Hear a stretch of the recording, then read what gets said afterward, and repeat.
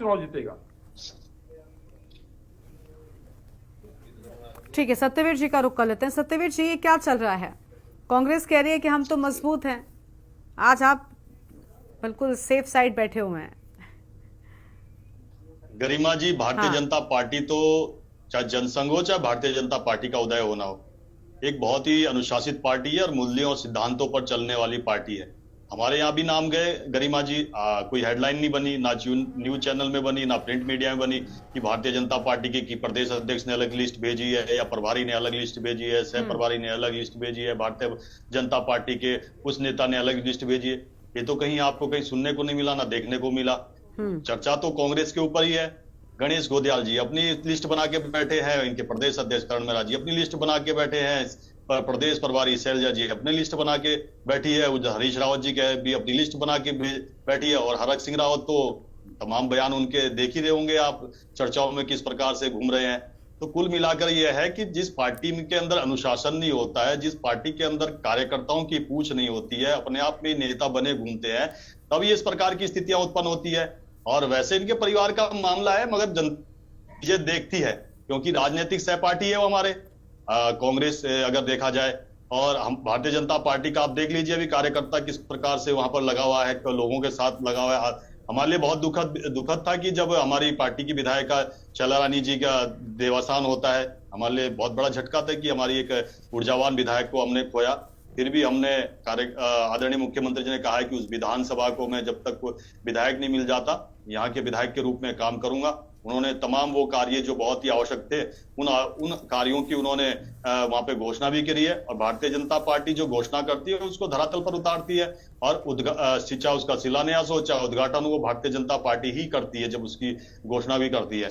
और अभी तो आपको ड्रामा देखने को और मिलेगा, क्योंकि तमाम लोग घूम रहे हैं इस समय कांग्रेस के बाजार में, जो सोच रहे हैं कि टिकट मिल जाए तो कुछ हासिल हो जाए, मगर हासिल कुछ नहीं होने वाला। केदारनाथ की जनता बहुत ही जागरूक है। केदारनाथ के लिए जब आपदा भी आई थी उस समय एक जो सत्ता का पक्ष का जो काम होना चाहिए था, उन्होंने कुछ भी नहीं वहां पे देखने को नहीं मिला। आज केदारनाथ, भव्य केदारनाथ देख लीजिए, वहां पे जिस प्रकार से हमारी सरकार ने काम किए हैं, ये कहते हुए सुखद होता है कि 2022 तक जो लक्ष्य तय किया गया था कि इन परियोजनाओं पे काम होना चाहिए, उन सभी परियोजनाओं पे पर्यावरण की दृष्टि से, सांस्कृतिक और अध्यात्म दृष्टि से वहां पे सारे काम हुए।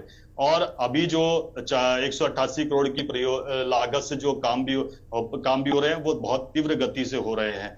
आज वहां पे भव्य पंडाल है, आदि गुरु शंकराचार्य की भव्य मूर्ति वहां स्थापित की गई है, और तमाम वो कार्य वहां पर किए गए हैं जो धर्मानुरागी आते हैं उनकी आवश्यकताओं के अनुरूप। आप 2013 का वो स्थिति याद करिए, आज 2024 में हम बैठे हैं, आप आकलन कर सकते हैं कि उस समय क्या स्थिति थी और आज के समय में क्या स्थिति है।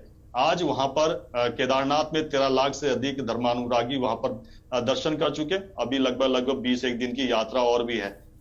हमारे लिए कभी भी जब केदारनाथ का नाम आता है, हमारे लिए वहां पर जिस प्रकार की श्रद्धा और आस्था है, उसी आस्था के साथ हम वहां के लोगों के लिए बड़ी जीवटता के साथ काम करते हैं।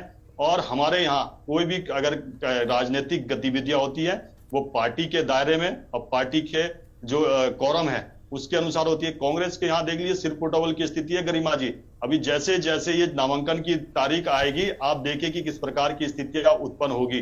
पहले भी आपने देखा जब इनके पर्यवेक्षक किस प्रकार का घमासान होता है, अभी फिर दोबारा से पर्यवेक्षक बनाए तो किस प्रकार का घमासान देखने को मिल रहा है। कुल मिला के ये है, जनता के बीच में कोई सरोकार नहीं है।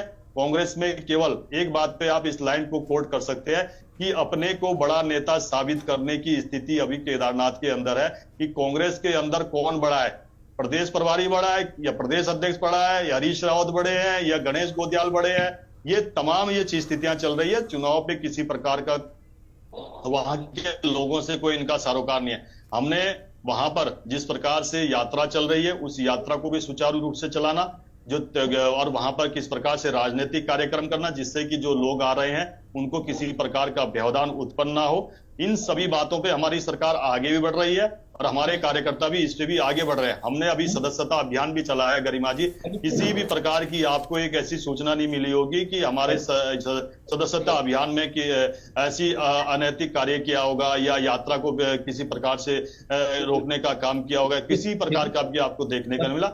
हमारी जो पार्टी भी है बहुत ही संतुलित पार्टी है। इसीलिए है कि जो कांग्रेस हमारे ऊपर हंसा करती थी कि हम दो और हमारे दो की पार्टी है, पार्लियामेंट में हमको जब हास्य का पात्र बनाया करती थी, कहते थे कि एक गुजरात से और एक साउथ से कोई छोर ही नहीं मिलता आपस में।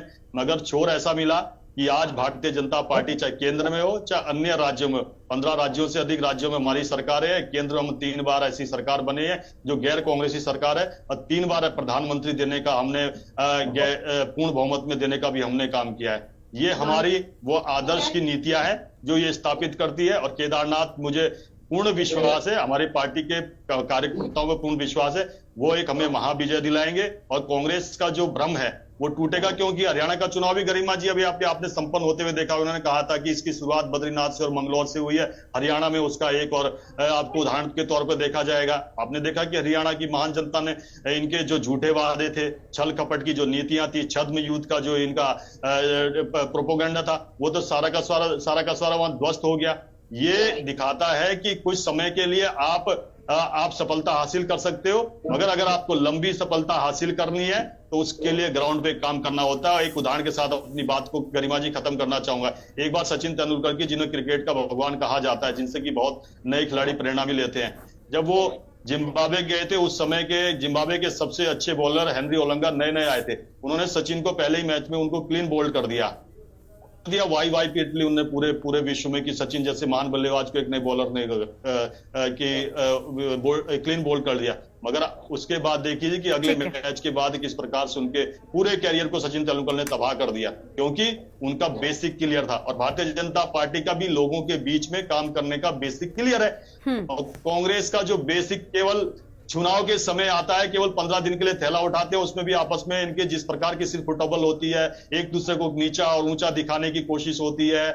और दिल्ली से उत्तराखंड की दौड़, उत्तराखंड से दिल्ली की दौड़, यही लगा रहता है। जनता के बीच में तो नहीं है, हम तो अभी भी जनता के बीच में है। हमारे तमाम कार्यकर्ता वहां पे लगे हुए हैं, तमाम मुख्यमंत्री वहां। अच्छा, आप इस समय बरसात का मौसम अभी खत्म हुआ है, गरिमा जी मैं थोड़ा सा समय लेना चाहूंगा।